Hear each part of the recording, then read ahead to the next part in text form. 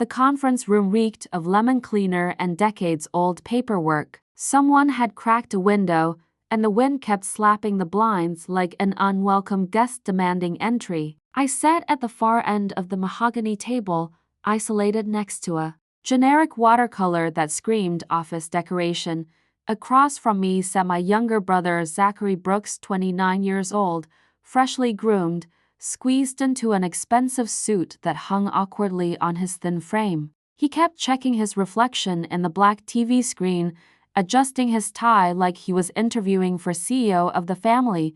Our parents flanked him like bodyguards. Margaret and Tom Brooks, both in their mid-60s, looked polished but exhausted, the kind of tired that comes from pretending everything's fine for too long. Mom kept patting Zach's hand like he was still 5 years old. Dad sat silent, the way he always did when someone else held the power. At the head of the table stood Graham Whitmore, our grandmother's estate attorney, silver-haired, straight-backed, with a voice like whiskey poured over gravel. He'd represented Grandma Margot for over 40 years, and he always said she was the only client who ever dared to correct my grammar. This was the moment we'd all been dreading and anticipating, the reading of Margot Chin's last will and testament. My grandmother had passed 2 weeks earlier at 78, leaving behind a legacy of quiet intelligence and legendary frugality. She was the woman who clipped every coupon, wore cardigans from the Clinton administration, and somehow secretly paid my entire college tuition without my parents ever knowing. Everyone assumed the house, the savings, everything would go to Zach. That's how our family operated. The son gets the inheritance, the daughter gets the leftover love. Graham cleared his throat and began reading the legal formalities with practiced precision. Then came the words that sucked every molecule of oxygen from the room. To my grandson Zachary Brooks, I leave my primary residence on Hamilton Drive, my 2007 Toyota Camry, and all funds held in my personal savings account ending in 3482. Mom exhaled like she'd been holding her breath for years. Zach's smile wasn't smug, just pure, sweet relief. He leaned back in his chair like life had finally decided to cut him some slack. Then Graham's eyes found mine. To my granddaughter Elena Brooks, he paused. The silence stretched like a rubber band about to snap. I leave $1 and my enduring love, that was it. No explanation, no apology, no exception clause. Someone chuckled too loud too sharp. I think it was one of the cousins on Zoom, but it might have been Zach. I didn't turn to look. Mom made this dismissive little sound and squeezed Zach's arm. She never needed much anyway, she said, just loud enough for everyone to hear. Like being independent was some kind of character flaw. Nobody looked at me. Not one person. Graham continued reading about garden furniture and china sets, but I couldn't process another word. I stared at a single gold paperclip on the folder in front of me, the kind Grandma bought in bulk because they were sensible and lasted forever. When the meeting ended, Zach shook Graham's hand like a man accepting a promotion. Dad thanked the attorney. Mom asked where the deed paperwork would be mailed. I stood up and walked out before they could pretend to say goodbye. Outside, the wind had picked up and the sky had that ominous gray color that promises a storm. In my purse, I still carried a thank you card Grandma had written me 6 months earlier, folded so many times the creases had worn soft. Don't ever let them confuse silence for absence, darling. Quiet people carry the loudest truths. 3 days crawled by. I ignored the handful of family texts, not that there were many. One from Mom. Hope you're not upset. You've always been so independent. That word again. Independent. Their code. For it doesn't matter. On the 4th morning, while stirring oatmeal I had no appetite for, my phone rang. Graham Whitmore's name looked stark and official on the screen. Miss Brooks, he began, then cleared his throat. Elena, I was hoping you could come by the office. There's a separate matter your grandmother requested I handle with you. Alone. I didn't ask why. I didn't say anything for a beat too long. What kind of matter? Not part of the public will, he said carefully. She left very specific instructions. It won't take long. His office felt different this time, cooler, more intimate. Same leather chairs, same silence that clung to the walls like old cologne. Graham stood when I entered, like I was visiting royalty instead of the granddaughter who got $1. He didn't offer coffee, just motioned for me to sit, then locked the door behind us. That soft click of metal catching metal made something shift in my chest. Graham retrieved a small fireproof envelope from a locked drawer. My name was written on the front in Margot's unmistakable handwriting, blocky, deliberate, unshakable. She said to give this to you personally, he said, placing it down like it contained state secrets. And only if you came alone. I didn't touch it immediately. I stared at it like it might dissolve if I breathed too hard. She prepared this nearly 4 years ago, Graham added. Reviewed it every year. Never changed a single word. Finally, I reached for the envelope. The paper felt heavier than it should have. Take your time, Graham said, then stepped out of the room. He didn't need to say this changes everything. The silence had already screamed it. I broke the seal slowly, careful not to damage her handwriting. Inside was one page, handwritten, no corrections, no hesitation. I unfolded it with both hands like I was handling ancient scripture. Elena, if you're reading this, then I've already disappointed some people, and I've finally trusted the one who never asked me to. I stopped breathing. Her voice came flooding back, not the frail whisper from her final days, but the strong, warm voice from my childhood. The voice that taught me to make pie crust in her kitchen while one eye watched the stove and the other watched the weather. You always listened when no one else did. You remembered which light switch stuck. You learned to make pie crust with your hands, not a machine. I remembered that day. The afternoon sun streaming through her kitchen window, her showing me how to press the dough just right. People rush things when they don't trust the result, she used to say. When I was 23, I moved to Geneva. I told the family I was a translator. What I didn't say was that I translated financial reports for people who never used their real names. Geneva had always been a blur in her stories, a distant city made of snow and mystery. I learned early that people who make noise often waste money. So I did the opposite. I watched. I invested. I kept the accounts quiet. I could picture her at a wooden desk, worn smooth on one side, keeping meticulous records in that leather-bound ledger she never let anyone see. The account in Switzerland now holds approximately $4.2 million. You are the sole beneficiary. I stopped reading. Let that number just sit there in my brain, not sinking in yet, just existing. You won't find this amount in any document from last week's reading. It's held under a trust I created outside the estate. For a reason they wouldn't understand. They'd say you don't need anything. But I've watched you give when no one gave back. I've seen how you work, how you disappear to keep peace. I exhaled, not realizing I'd been holding my breath. She'd seen everything, all of it, without ever saying a word. You were never invisible, Elena. They just looked with the wrong eyes. A T. The bottom was her signature Margot chin, still neat, still proud. Below that, one line written softer, almost like an afterthought. Let this money do for others what you've always done, quietly make room. I folded the letter back along its creases, not because I was finished, but because I wasn't ready to read it again. The room was still empty, still quiet, but I didn't feel alone anymore. I walked to my car with the letter clutched in my hand, didn't put it in my bag, didn't fold it smaller, just held it like it might still be warm from her touch. The sun was out, but the sky had that washed-out look that makes everything feel farther away than it is. I got in, closed the door, and let the silence settle around me. No radio, no engine, just the sound of air moving. My hands rested on the steering wheel. I didn't cry at first. I told myself it was just a lot to process, that it didn't change anything, that I was fine, but grief doesn't care about logic. It comes when your defenses are down, when there's no one left to perform for, no one to prove yourself to. I reached for my phone, opened my mother's contact. My thumb hovered over the call button.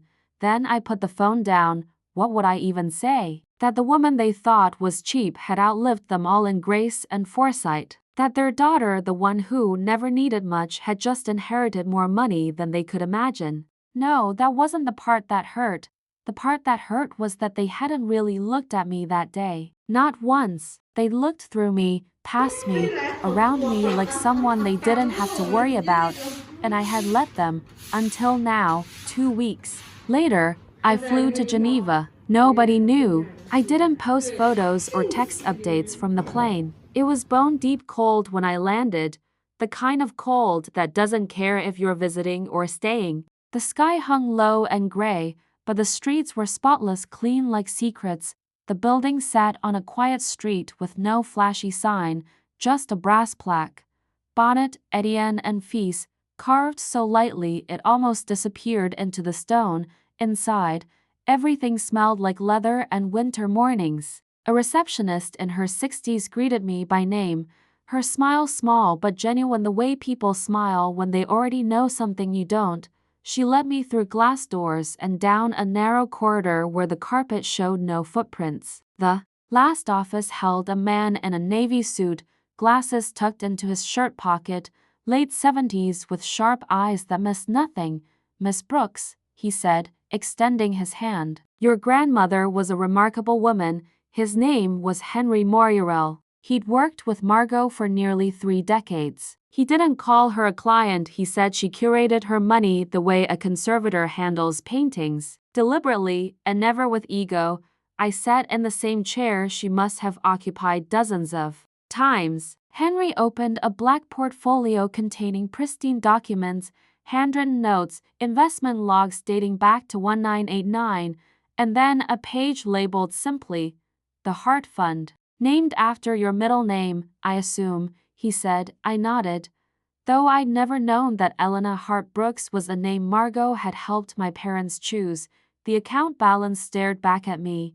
4,241,857, but it wasn't the number that stole my breath. It was the list of disbursement clauses, thoughtful, specific, intentional. Funds to be used for financial literacy programs for single mothers, microloans for women starting over after 50, emergency support for elder caregivers. Each clause had a handwritten note in Margot's pen. Women like me, women like Elena, women people forget. I didn't cry, not there, but something inside me softened. Not because I felt rich, but because for the first time in my life, I didn't feel invisible. Henry watched me for a long moment. She could have spent it. She could have hidden it. But she believed in letting quiet things grow. He closed the portfolio and slid it toward me. "It's yours now, but she left you a blueprint, and frankly, I think she knew you'd follow it better than most." I left the bank just before dusk. Geneva was painted in pale gold, dipped in lake light. The air smelled like fresh bread and distant pine. I stood at the corner across from the water, letter still in my coat, portfolio in my bag. No celebration. No champagne. Just the quiet thrill of being trusted. The invitation came via group text. "Housewarming for Zach. Come see the upgrades." No punctuation from Mom, just emojis and a location pin. I stared at my phone for a full minute, then put it face down on the counter. I hadn't spoken to any of them since the will reading, but something inside me needed to go. Not to be seen, but to see. Zach's new house was Grandma's old house. Same shutters, same wraparound porch, but now there were string lights everywhere, and a Bluetooth speaker pumping generic party music. The air smelled like store-bought candles and microwaved appetizers. I walked in without knocking. Nobody noticed at first. Mom was by the kitchen island, arranging cheese cubes with the precision of a museum curator. Dad stood holding a tumbler, laughing at something Zach said. He looked lighter now, that weightless feeling you only get when people hand you things you didn't earn. When Mom saw me, her face lifted into that polite surprise people wear when they don't know where to categorize you. "Elena, you made it. How are things?" Her voice had that extra brightness, like she was trying to talk over an awkward silence. "Busy," I said. She nodded quickly, not asking what with. Then came the line she always used, like a nervous reflex. You've always been so independent. I'm sure you're doing just fine. I smiled. 行啊， Not 回头加 wide, 微信我发 not 给你。 fake, just smiled. 拍动 Then I 物跟 reached 拍小 into 孩 my 不好 bag 拍， and 因 pulled 为 out 它 a small photo in a 对。 silver frame. Margot standing in front of the Swiss bank, wearing her gray coat, holding her purse with both hands the way she did in every picture. I placed it gently on the side table, next to a vanilla candle and a stack of real estate magazines. Nobody noticed right away. I didn't say a word, didn't mention the trust, didn't explain the photo, didn't offer updates, let them think what they wanted. When Zach raised a toast thanking family who believed in him, I stepped outside. The air was sharper than I remembered. I zipped my coat and didn't look back. The office was nothing special too. Rooms above a laundromat, a window that stuck when it rained, beige carpet someone had tried to improve with a colorful rug, but the door had my name on it. Chin Hart Financial, Chin for Margot, Hart for the middle name she gave me, though nobody in my family ever used it. They preferred simple names with edges they could hold onto. I didn't tell anyone in the family about the business. Not out of spite, there just wasn't room in their understanding for what I was doing. And maybe that was exactly the point. The first person I helped was Lorraine, 61, recently widowed, 5 years from retirement, drowning in her late husband's medical debt. She cried in my office when she realized she wouldn't have to sell her car, said it was the first time anyone had shown her a spreadsheet she could actually understand. The second was Camille, a former waitress who'd raised 2 boys alone and never opened a savings account because, as she put it, what savings? We started with $30. 6 months later, she had $1,100 tucked away and a sense of calm she said she hadn't felt since 1998.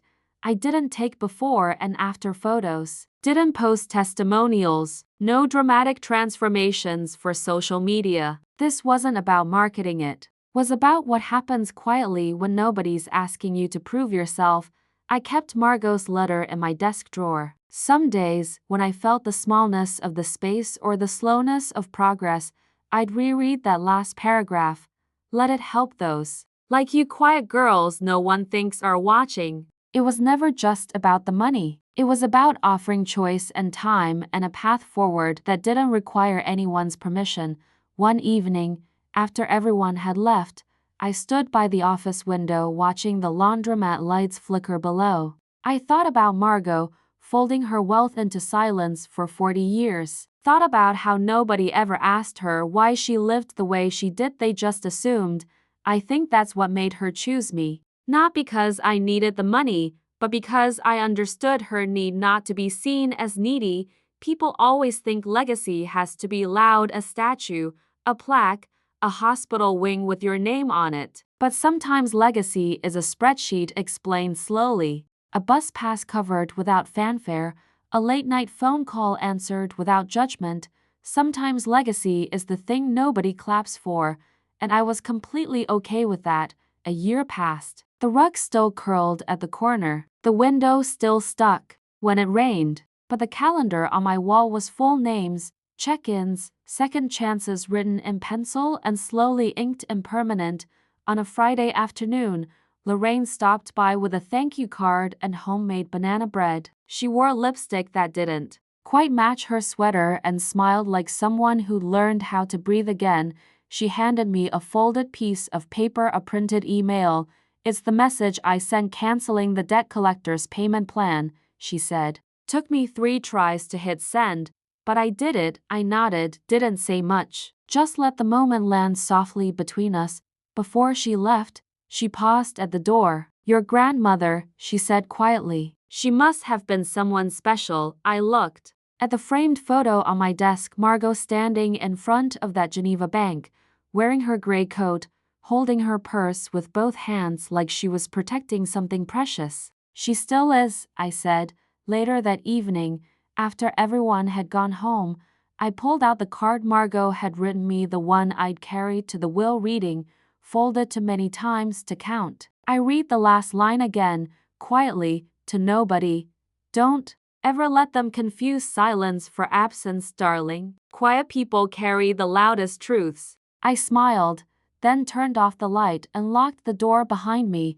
If you've ever been left out because they thought you didn't need more, maybe you understand what happens next. Maybe you know that the best revenge isn't always the loudest one. Sometimes it's the one they never see coming.